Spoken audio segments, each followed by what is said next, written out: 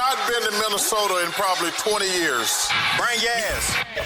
Welcome to Flagrant Howls, a Minnesota Timberwolves lifestyle podcast. Yes, thank you to those of you who have brung your asses to this podcast here. The Timberwolves continue to beat up on bad teams. They'll get pretty much the whole week off until they face another bad team that they already beat the crap out of earlier this week, the Kings. With the green court. That's green court Friday, right? Yeah, because it's Friday Friday night Cup NBA game. Cup. Let's go. Love it. You're going to see that green reflection off the chins of all 10 players on the court, and then they get the kind of a brutal schedule deal where they don't play all week, and then we go Friday Cup game, and then back-to-back against the Nuggets on Saturday. So I don't know who's making these. Why are we doing? schedules. Yeah, that's sort of odd. Let's get a little space in Well, here. I suppose you got to do the Cup game on Friday because I think Friday's Cup night. You know, It is so Cup night.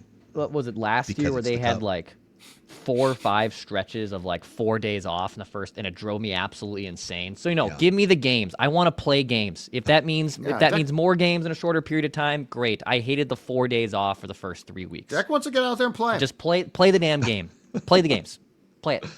It is a hottest Wolves takes edition of Flagrant Howls here, and we're already Pre-take. spicy to start with, yeah.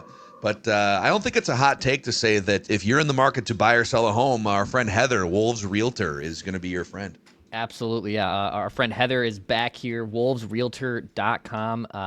Got rates dropping. You got the market coming up here. So if you're looking to buy a house and you have no idea where to start, I totally get it. It is an overwhelming experience. The good thing is if when you have your Wolves MVP, who you can talk Wolves with, and also help you guide yourself through this process, Heather is gonna make that happen. You can also go to wolvesrealtor.com. Where you can enter to win a chance to get lower-level tickets for the Wizards game a week from the day, Wednesday, November 19th. So go to wolvesrealtor.com to just sign up to win free Wolves tickets, but also to contact Heather for any of those real estate needs. Shout out to Heather for being back here with us on another Timberwolves season. Also, for Wolves fans, in the North Loop, Bricksworth is the place to gather and hang out before and after home games with fellow Wolves-loving friends. And for away games, you can pile in, belly up with some dry rub wings. They've got incredible, unique flavored dry rub wings. They've got Detroit-style pizza, the signature Nas Reed Hazy IPA. For those away games, too, stop in. It's super close to Target Center and some cheaper parking options in that North Loop area. So stop by, eat, and then head to the game. And then there's the OG Burnsville Bricksworth location, too, with a focus and passion for hazy IPAs. So if you're looking for a great spot close to Target Center to hang out with fellow Wolves fans, Bricksworth in the North Loop. All right, I'll bat lead off here. Hottest Wolves take Wednesday. We've kind of penciled Wednesday in as our day to do these hottest Wolves takes. And you guys seem to be enjoying these episodes. Sometimes I think on Purple Daily and Flagrant Howls, people do misconstrue, like, these are definitely, I'll speak for myself. These are opinions that I do hold to be true, but maybe with like a little bit of spice turned up on the opinion. Well, it also, yes, and for me personally, it also depends on how enthusiastic or pissed off I am by the team. Yeah. So sometimes if they're not playing well, I can spew venom in the hottest take. So have I had hottest takes that 3 days after when I've calmed down, I'm like, yeah, it's probably pretty hot. Maybe I went a little too far. Yeah. I got too far. I owe an apology to like a Chris Finch or Kevin O'Connell. Well, you tell me if I'm going too far with this one, but my hottest Wolves take here on this Wednesday, November 12th is with Anthony Edwards and Julius Randle leading this team. We are currently witnessing the best duo in the history of Timberwolves basketball. The best duo in the history of Timberwolves basketball. I'm processing right now. I'll help you. I'll help you process. I'm processing. Let's I'm not go mad. Yeah. I'm just processing. Let's go through the Ant Julius resume here. So for one, it's rare air in that it's one of only 3 top duos in Timberwolves history to reach the Western Conference Finals. So I think like Jimmy Butler and Cat were a duo. They kind of hated each other. They got to the playoffs, but Kevin Love and Ricky Rubio were a duo. And that was kind of cool. They, almost finished 500 one time, and they threw some flashy passes and cashed a few threes, but only 3 Wolves duos. And I mean the 2 best leading players on the team, or the 2 highest usage front-facing players. Only 3 of them have gone to the Western Conference Finals in franchise history. KG and Cassell over 20 years ago. Ant and Cat with Rudy Gobert as a defensive backdrop back a couple years ago. Okay. And so there's some competition in there, but Anthony Edwards and Julius Randle in the first 11 games of this year, after taking that team to the Western Conference Finals last year, are having career years in a bunch of different categories to start the season. Anthony Edwards is second in scoring average per 36 minutes behind Luka Doncic right now. Julius Randle, I think, is a legit all-star who is 5th in the NBA in win shares. If you look at some of the underlying metrics for Julius Randle, this is the best season of his career through 11 games. We've got a long way to go. Right, yeah, small sample size. But he's an efficient scorer. He's a playmaker. He leads the team in assists. He rebounds. He's playing with, I think, a joyfulness, and he was kind of hesitant early he didn't really know how he fit in a year ago. He is swift to act. Now, he knows exactly what his role is on this team. So I actually think you're getting a duo that went to the Western Conference Finals, and you're getting better versions of each player to start this season so far. Efficiency, playmaking, everything.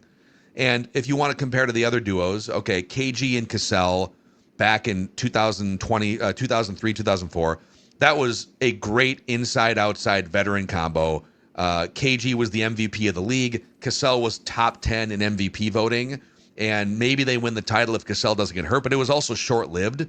It lasted 1 year, and then the whole thing kind of blew up the next season. Cassell had a hip injury, and it was 1 year of those guys. Ant and Cat was a multi-year partnership, but my contention here is this year's version of Anthony Edwards is better than any version that Cat played with, because he's the best version of himself right now. And maybe this is a hot take within a hot take. This year's version of Julius Randle is better than any version of Cat that Ant played with in the handful of years. Slinging. Efficiency, playmaking, staying out of foul trouble, not whining and complaining every time a call didn't go your way. Julius Randle is just a cyborg who plays basketball. And then some people might be yelling, well, wait a second, KG and Marbury is the best duo in Wolves history. Calm down. They were a fun duo. They were like teenagers growing into the NBA together, and the Wolves were scraping to just hit 500 and make the playoffs as an 8 seed. It was fun. It was nostalgic. In terms of effectiveness, we are witnessing the best duo in the history of Timberwolves basketball, Anthony Edwards and Julius Randle.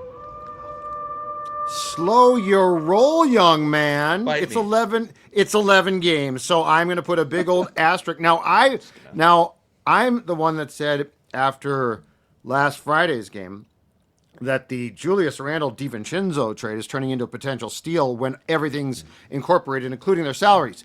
But it is 11 games, so I think that your hot take has a chance, a good chance. And yeah, it's interesting when you think about it, because I mean, Marbury Garnett does come right to mind, but the problem too is, and where I'm bitter about that and will always be, is it was never allowed to come to fruition really either, because they were supposed to age together, they were supposed to grow old together, and it was going to be Stockton and Malone, and then Steph gets his nose out of whack about his salary, and so we never saw it. So I'm bitter about that one.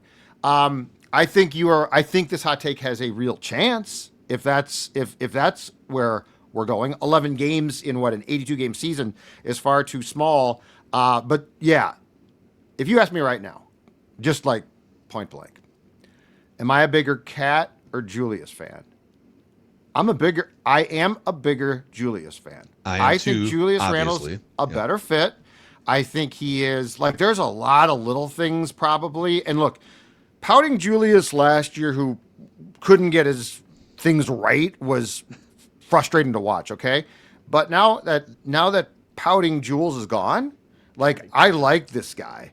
And I liked him as a Knick. I like how he plays. Like, I like how he plays. He's definitely also learned more about how guys work here. So I think you have a very good chance to be right. I certainly would not make that hot take yet right now based on circumstances of just we have to wait and see. But yeah, there's no question a big key is what you said, which is every year of Ant is going to probably for a while surpass the previous Ant, as good as that guy might have been. They are, let's see here, 51.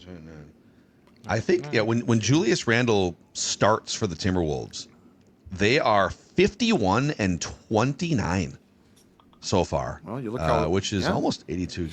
I mean, look at what happened when the dude came back from the injury last, what was that, March? Yeah, it clicked even more for him. Yeah, they're like, they're at like a 52-53 win team, 82 game pace when he starts and plays. And he has just clearly bought into the whole thing. It's the happiest version of him that we've seen. And it's nice that he doesn't rack up 2 immediate fouls in the first 4 minutes of every other game. A lot. I don't. Non-specifically, I'm just saying. We do not need to belabor it, but as far as like personality on the floor, now it's not even close. Yeah, there's a toughness there with Julius that is I think it leads to more wins. I think it does. So that's my take. And best duo Timberwolves history. Okay. All right, who wants to bat second? Declan, you go. I'll take the ball. Yeah, take the ball and run with it here. Here, give it to me. Thank you. Little bounce pass, chest pass. Not chest pass. That was chest pass. Chest pass? Yeah. All right, chest pass. Luckily, I have Rudy Gobert hands of stone, so I'm going to try not to fumble, number one, the ball, and also this hot take. So I'll try my best here. Okay. Here's my hottest Wolves take. This version of Jaden McDaniels is the new baseline and the norm for Jaden McDaniels.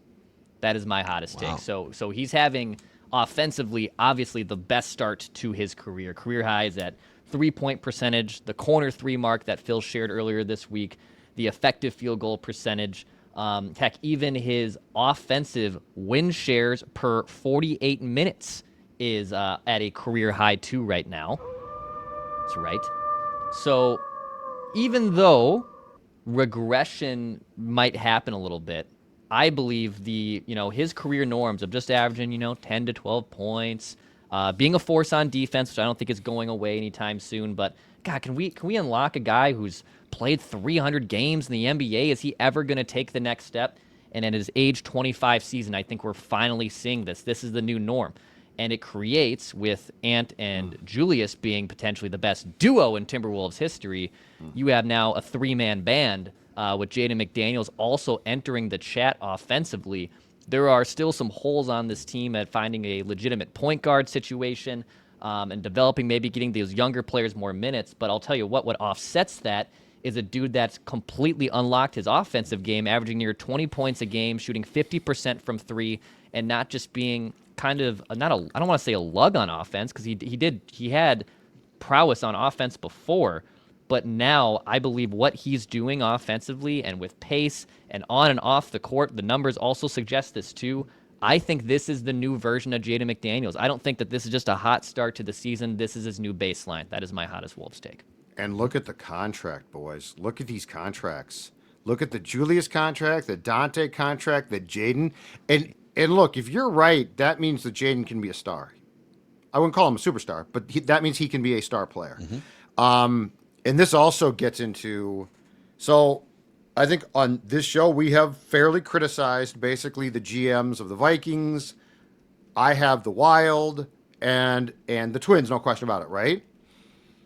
But look at what Tim Conley has done. Like, and that's the thing is, like, sometimes you're like, I could do that. Like, there's things the Vikings do, and you're like, those are just dumb. Those are dumb, and, well, you should respect that guy. He has that job, okay? But I've always said this. I do that because I reserve space for people that are just 10 times smarter than me, right?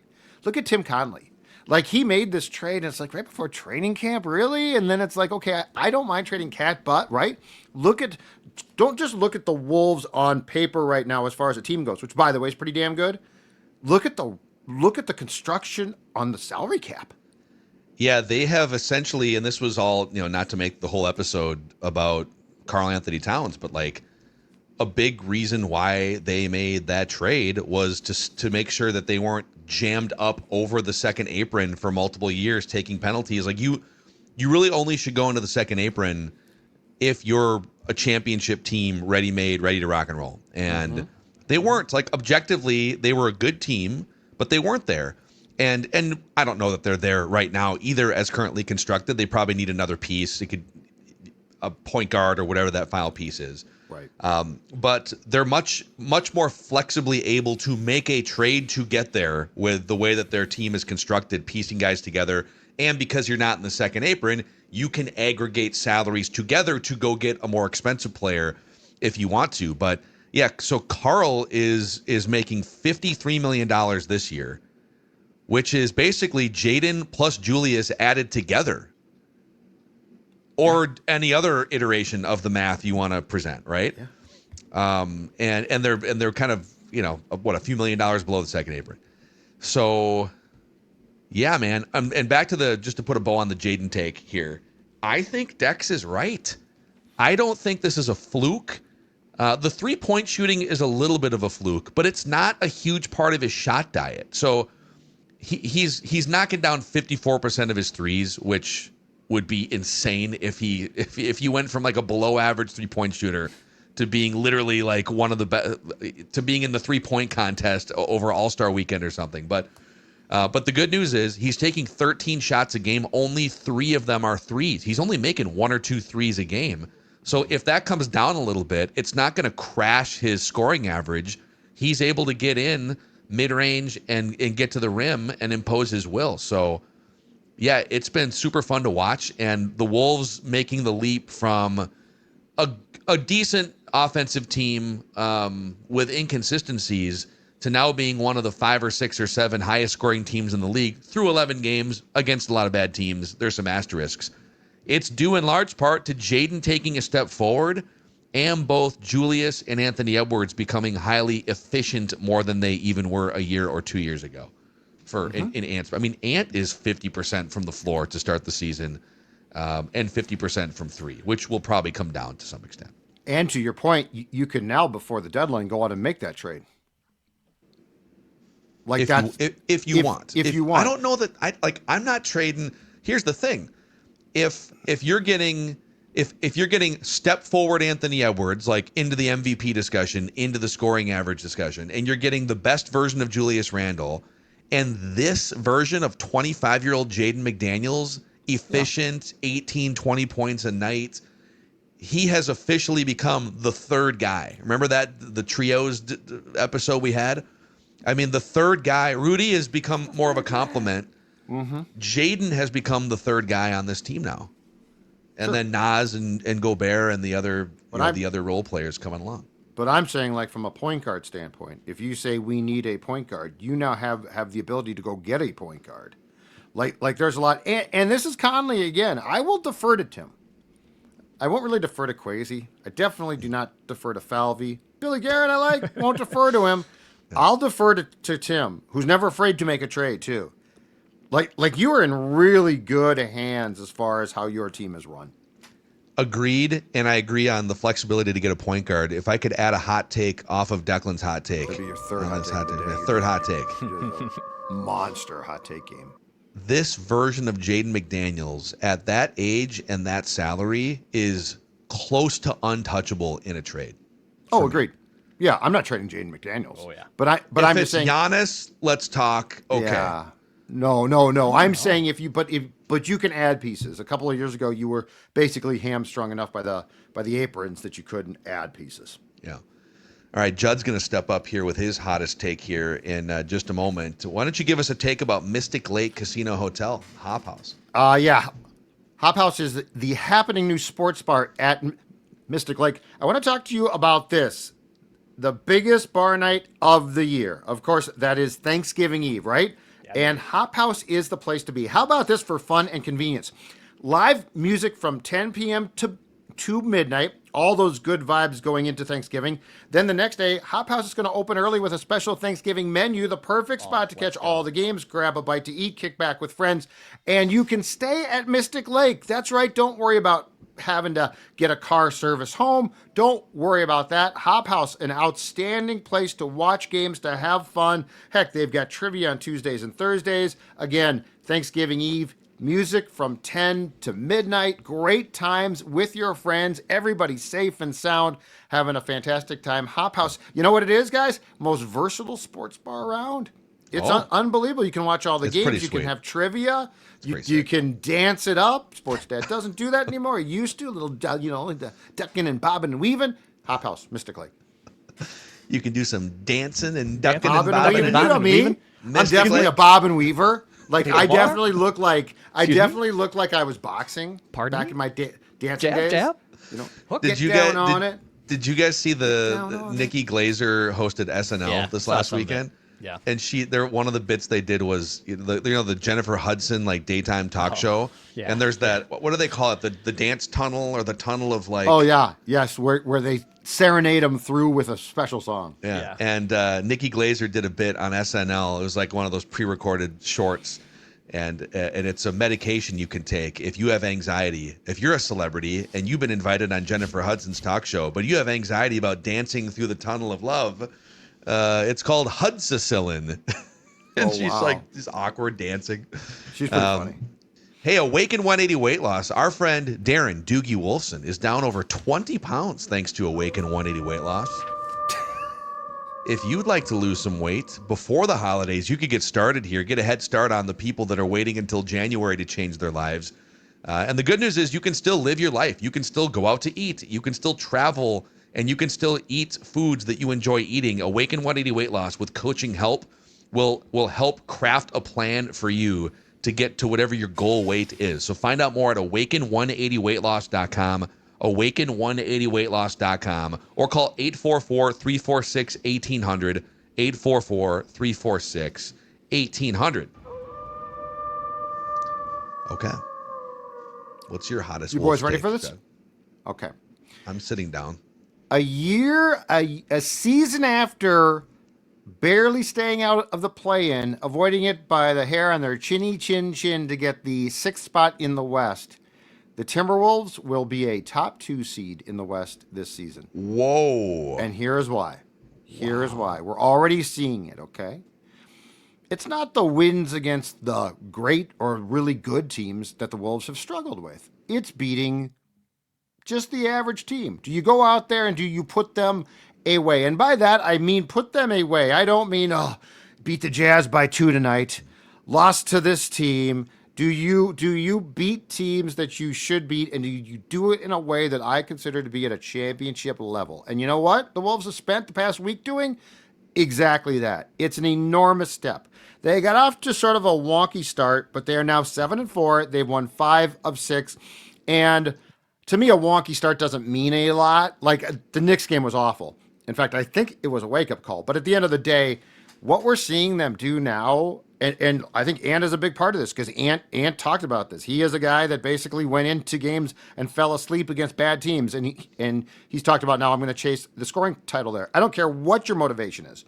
But the Wolves are proving that they can beat those teams. And if you beat those teams at the end of the season, what do? You bank wins.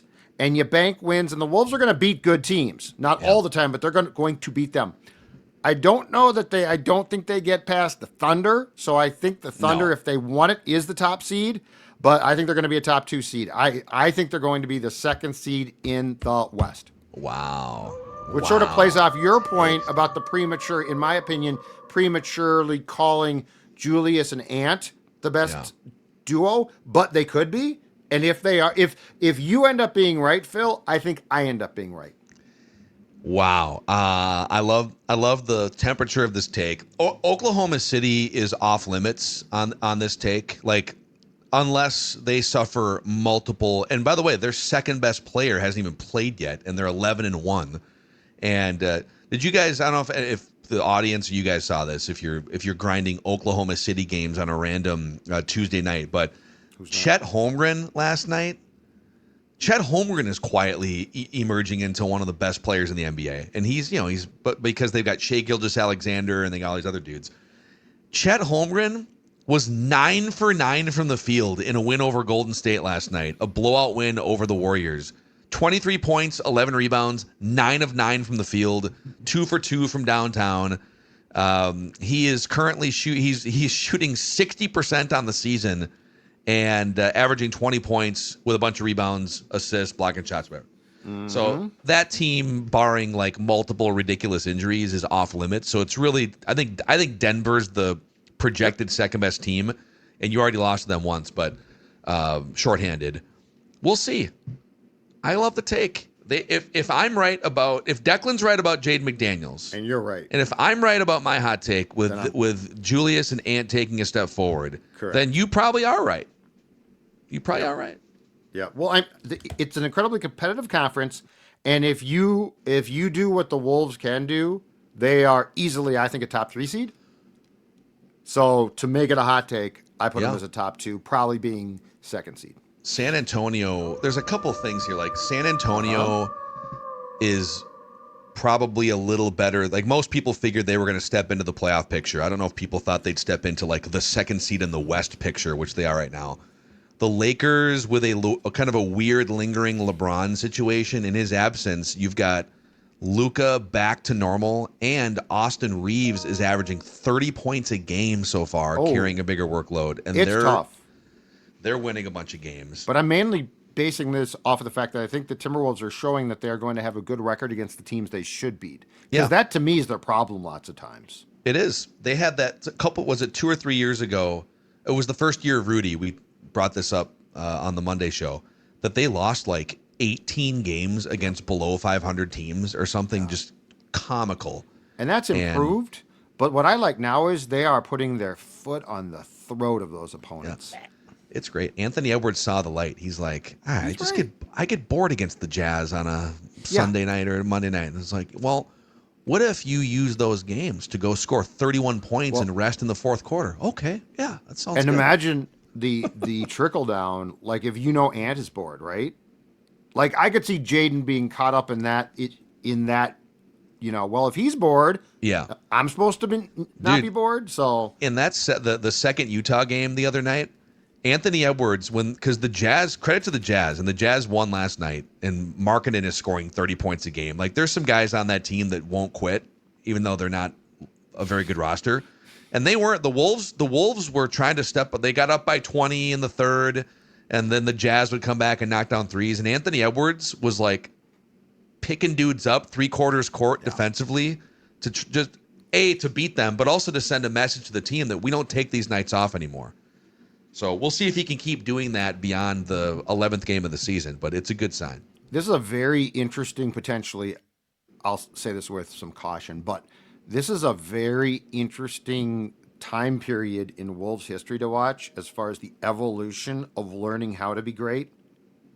And Ant in particular, right? Like you don't just arrive. I mean, this is why patience is important. Now, Ant's a special player from day one, but you don't just arrive and get it. Like there's a lot of mental stuff. And like you can see him like every year, he not only goes into the lab to add to his game, but if you think about the mental things, and this is a hugely important one because I want to see you win games that you should win like a champion, not like a team that's like, well, that game was close. Too bad. Yes. In the mid-range stuff too, man. Like he had a couple in that game the other night too, where he just rises up from 20 feet or 18 feet with full confidence. Or that little Jordan, he's got that. It looks even more like Jordan now that he talked to him in the offseason and he studied the film. That is a dangerous, daggering part of his game that did not really exist consistently last season. So. I think Anna's a really interesting dude. Did you guys see the first night that, I think we talked about the telecast, but the first night that NBC re-debuted their NBA coverage and they asked a bunch of the young players about, what do you remember from this song or whatever? And most of them laughed and like, I wasn't born yet. What do I know about this? And Ant said, Jordan. Yeah. Which he wasn't around for, but like he's got a sense of the history of the game that I think is actually a really, really good ingredient to have. Yeah, have a little respect for your legendary elders.